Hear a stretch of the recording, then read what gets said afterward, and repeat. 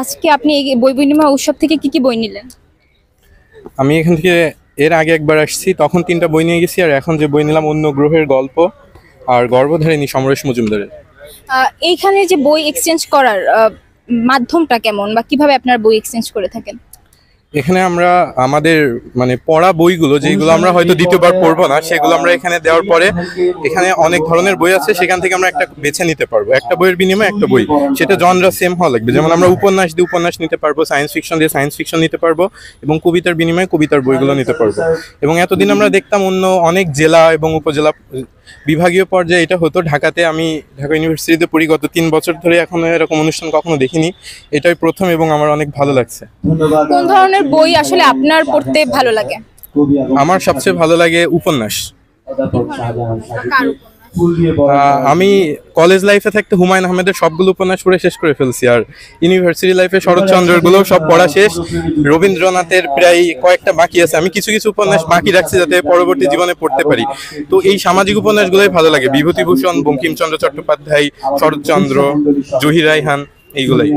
আচ্ছা, এই বই বিনিময় উৎসবে যাদের সাথে কথা বললাম, জানতে পারলাম যে আসলে ওনারা এই আয়োজনটা করছে কারণ তরুণ প্রজন্ম অনেক বেশি ফেসবুক বা সোশ্যাল মিডিয়ার প্রতি অ্যাক্টিভ হয়ে গিয়েছে। তো আপনিও যেহেতু তরুণ প্রজন্ম, আপনার এই বিষয়ে কি বলার আছে? জি, এটা অবশ্যই অনেক ভালো উদ্যোগ। আমি তো কিছুদিন আগে একটা দেখবেন যে সার্ভে হলো যে এশিয়া মহাদেশে সবচেয়ে বেশি বই পড়ে কারা এবং কম পড়ে কারা। তো ওখানে পুরো পৃথিবীর ভিতরে বাংলাদেশের কোনো তালিকাতে আসেনি নাম। তার মানে এইটা দ্বারা এবং ভারত সেরা 5-এর ভিতরে আছে। তার মানে এইটা দ্বারা বোঝাচ্ছে যে আমরা আসলে বই একদমই পড়ি না, হয়তো হাতে গোনা কিছু মানুষ বই পড়ে। তো আমি মনে করি যে এনাদের এই উদ্যোগগুলো এইগুলো অনেক ভালো একটা উদ্যোগ, এবং এর মাধ্যমে আমরা সোশ্যাল মিডিয়া থেকে বের হয়ে বইমুখী হতে পারবো। আমি যেটা মনে করি যে এই প্রজন্ম যারা অনলাইনে আসক্ত হয়ে গেছে, তারা দেখছে যে তার বাবা বই পড়া বাদ দিয়ে সবসময় মোবাইলে আসক্ত। এই কারণে তারা মোবাইলে আসক্ত হচ্ছে, অনলাইনের অপব্যবহার শিখতেছে।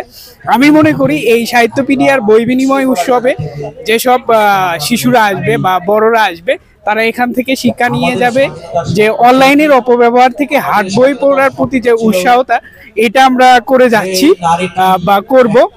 আমরা চাই একটা সুস্থ প্রজন্ম আসুক এবং বই পড়ুয়া প্রজন্ম আসুক, জ্ঞান ভিত্তিক সমাজ প্রতিষ্ঠাতা হোক। সংগ্রহে এমন অনেক বই থাকে যেটা আর পড়া হবে না, তো বই বিনিময়ের মাধ্যমে যদি অন্য কারো স্বপ্ন পূরণ করা যায় তবে তো ভালোই লাগে।